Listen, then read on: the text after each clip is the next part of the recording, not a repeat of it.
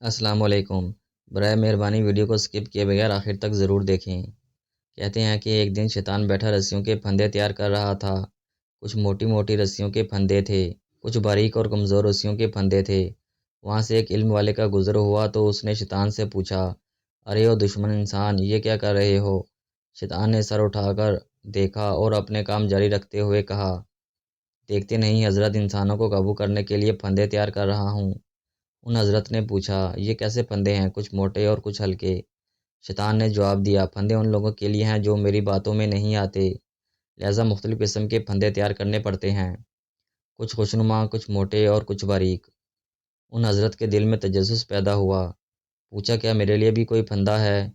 شیطان نے سر اٹھا کر مسکراتے ہوئے کہا، آپ علم والوں کے لیے مجھے پھندے تیار نہیں کرنے پڑتے، آپ لوگوں کو تو میں چٹکیوں میں گھیر لیتا ہوں، علم کا تکبر ہی کافی ہے آپ لوگوں کے پھانسنے کے لیے۔ ان حضرت نے حیران ہو کر پوچھا، پھر یہ موٹے پھندے کس کے لیے ہیں؟ شیطان نے کہا، موٹے پھندے اخلاق والوں کے لیے ہیں جن کے اخلاق اچھے ہیں، ان پر قابو پانا مشکل ہوتا ہے۔ اس لیے حدیث شریف میں حضرت محمد صلی اللہ علیہ وآلہ وسلم فرماتے ہیں کہ اعمال میں سب سے زیادہ وزنی چیز اخلاق ہوگا۔ اللہ ہم سب کو بہترین اخلاق والا بنا دے، آمین۔ ویڈیو اچھی لگے تو چینل کو سبسکرائب ضرور کر دیں، شکریہ۔